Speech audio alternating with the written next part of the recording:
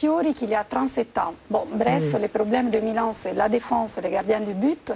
Et là, Dida, hier, c'était un peu le cauchemar parce que... Ils vont regretter d'avoir prêté effectivement Abbiati à leur principal concurrent, la Juventus, qui a maintenant Abbiati et Buffon quand même. Oui. Et Abbiati qui a été performant à la Juve. Oui, tout à fait. Alors quand on parle de foot italien et de joueurs français qui réussissent là-bas, c'est vrai qu'on pense bien sûr à David Trezeguet, à Lilian Thuram, qui sont les deux plus connus, mais ils ne sont pas les seuls. Il y a actuellement un jeune joueur français que vous ne connaissez peut-être pas et qui est pourtant titulaire dans une équipe classée 5e de la Serie A. Il porte ce maillot que je vous montre, c'est le maillot de Livourne, voilà, Livourne, et il s'appelle Marc Ferzel. Il n'a jamais joué en première division française et pourtant il fait un tabac dans celui qu'on qualifie parfois de championnat le plus dur du monde. Vincent Alix va vous raconter cette très jolie histoire de Marc Ferzel.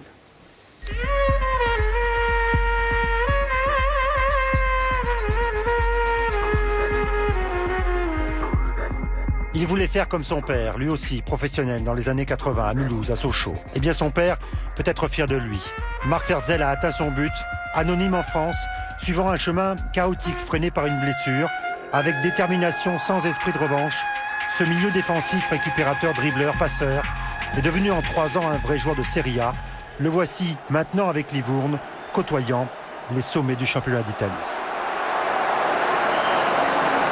C'est vrai que juste à regarder la photo, ça donne des frissons, parce que bon, je pense qu'il y en a pas mal qui aimeraient être en face justement de ces maillots noirs et blancs. Moi, je baisse la tête, si vous voyez un petit peu là, c'est pour pas regarder Thuram et Thuram en face. Non, c'est un moment vraiment magique. C'est le rêve de tout gamin, de jouer un jour contre la Juve, contre le Milan, l'Inter. Bon, après, il y a le Real et toutes ces équipes, Barcelone. Mais bon, si tu vas voir dans mon classeur, j'ai encore les photos quand je jouais contre Romorantin ou Alès, quoi. Cet album qui lui rappellera toujours un parcours fait d'obstacles qu'il a su contourner. De Mulhouse, sa ville natale, au centre de formation de Bâle en Suisse, puis la réserve de Sochaux en CFA, où il est repéré par Alain Perrin, stagiaire pro à 3, qu'il quitte pour 7 dans le championnat national, où enfin il attire les regards. Précisément au printemps 2003, lors d'un match disputé à Cannes, dans les tribunes, il y a les dirigeants de Livourno, alors en série B. 2 jours après, j'ai reçu une proposition de contrat. Je me rappelle tellement mon père était content et il a pleuré dans la voiture pour moi. Il m'a dit, tu te rends pas compte la chance qu'on a d'avoir ça. Il m'a dit, tu vois, maintenant, tu as beaucoup bossé, maintenant, ça c'est ta récompense, mais bon, faut que tu saches que t'es pas encore arrivé, quoi. Il a su écouter le chef de famille, car la suite est un vrai conte de fées. Première saison en Italie, et c'est le paradis. Livourne accède pour la première fois à la Serie A, et en ouverture de la saison, va défier le champion en titre, le Milan AC, chez lui à San Siro. Match nul de partout. Marc Ferzel, sans complexe, étonne, se libère, et va même trouver la barre transversale de Cristian Abbiati. Moi j'ai pris 6,5. Bon, quand tu vois que tu prends des meilleures notes que Rui Costa, il a pris 6, Maldini il a pris 5,5, était de mon côté. Donc c'est sûr que ça fait super plaisir. Et cette saison, devenue aussi chouchou du public, il confirme. Je peux commenter?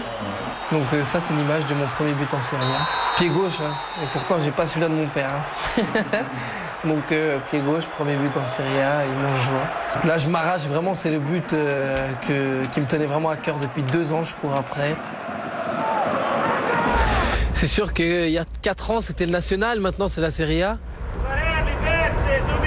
Il fait un meilleur. Il a dit Lucarelli et Ferzel. Avant la fin de ma carrière, j'aimerais déjà rejouer en France.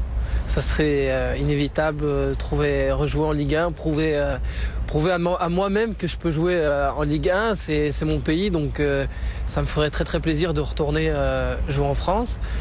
Et puis après, tout le monde a des rêves de fou, comme j'avais des rêves de fou il y a 4 ans. Donc, mais ça, je les garde pour moi, ça porte bonheur. Marc Ferzel, donc une révélation française de la Serie A. Nul n'est prophète en son pays. Paul, ce n'est pas l'apôtre que j'interpelle, mais l'entraîneur de foot, ça vous inspire quoi, ces réussites comme ça, par des biais détournés? Par des voix en tout cas détournées. Moi, ce qui me fait plaisir, c'est que son bonheur se lit sur son visage. Il n'a pas besoin de parler, on sait qu'il est content de prendre une petite revanche aussi par rapport au foot français, mais c'est très sain. Et puis c'est vrai, on va le suivre, on va regarder, et puis on va Mais je trouve ça très très bien. Ouais, c'est très frais et il est très, très sympa. Alors Jean-Marc Ferzel, justement, et son club jouait cet après-midi un match de haut tableau à Rome contre l'AS Roma, qui est juste derrière au classement.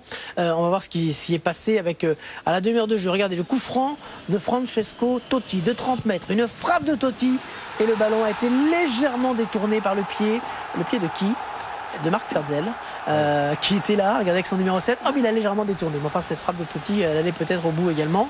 Ensuite il va y avoir un accrochage de maillot assez léger quand même, de Coco sur Tadei, et Francesco Totti va transformer le penalty, deuxième but, toujours la tétine, il a un petit bébé, c'est ça, qui est né il y a un mois. 2-0 à la mi-temps, et puis le score sera de 3-0 avec un but de Tadei, le Brésilien.